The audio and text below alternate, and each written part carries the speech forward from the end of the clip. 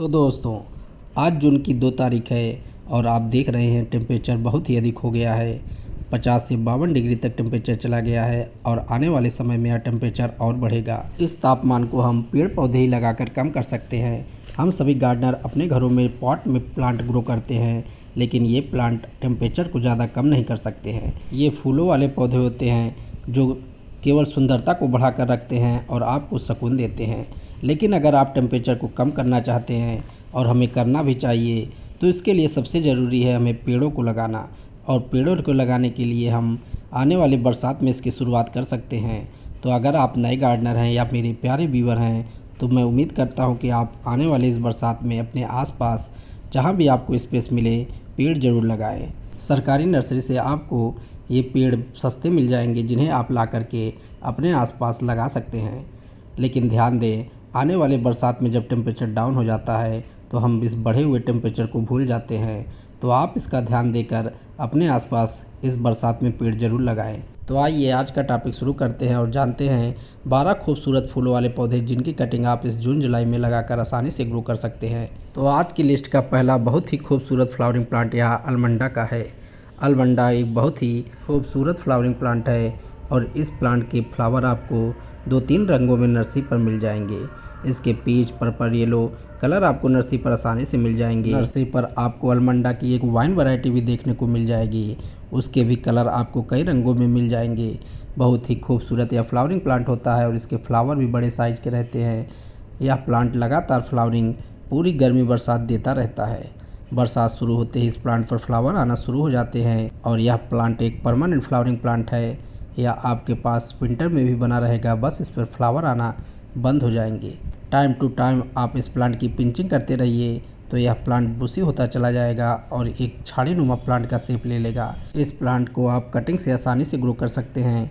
Cutting आप इसकी बालू में ग्रो करिए, कटिंग को आप शेड में रखिए या फिर इसे आप किसी पॉलीथीन से ढक कर ग्रो करिए।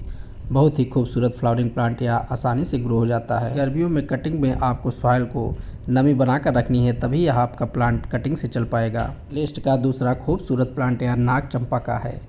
नाग चंपा एक बहुत ही खूबसूरत वाइट कलर का फ्लावरिंग करने वाला प्लांट है और इसके फ्लावर आप देखिए गुच्छों में आते हैं।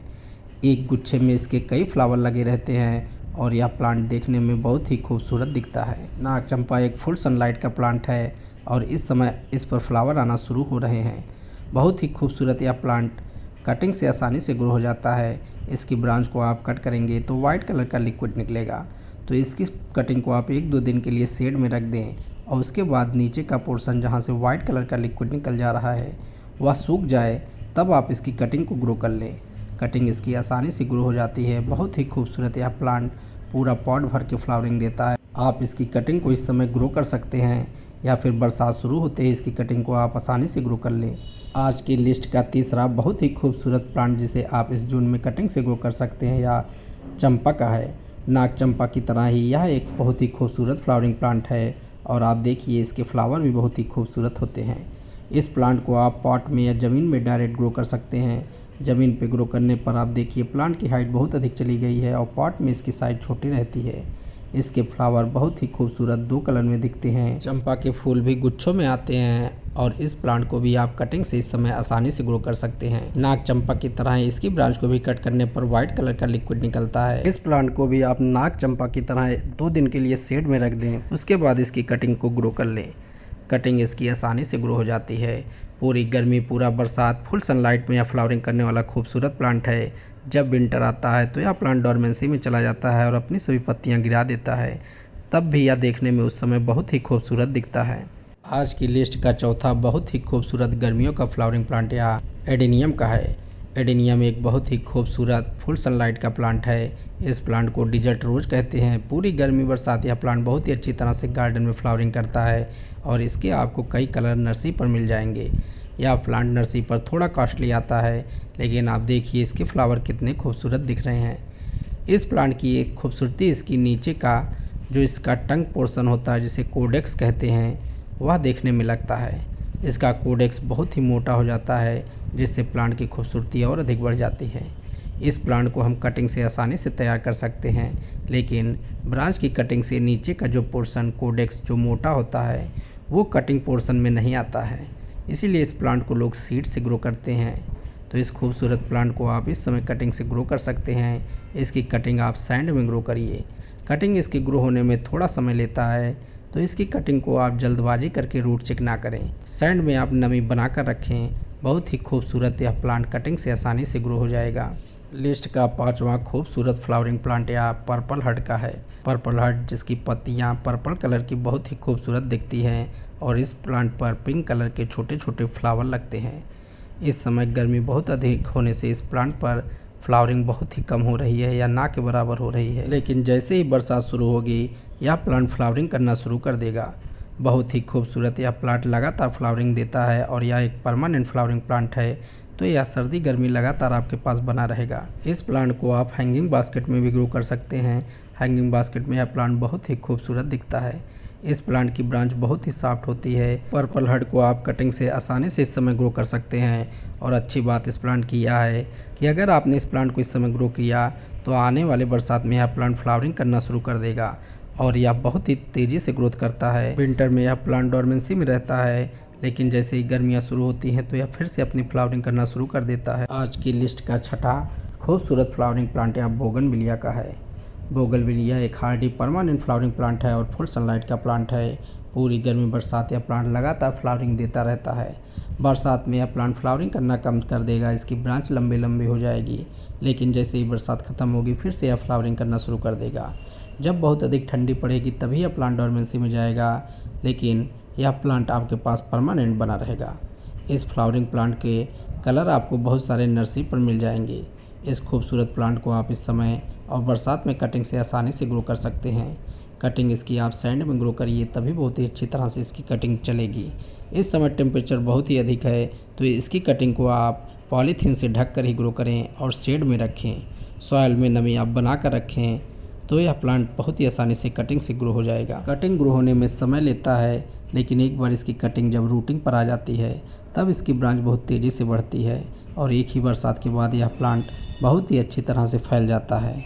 तो इसकी कटिंग को आप लगाकर इसके रूट को चेक ना करें और जब इसकी कटिंग अच्छी तरह से ब्रांच पर आ जाए तभी आप इसको शिफ्ट करें।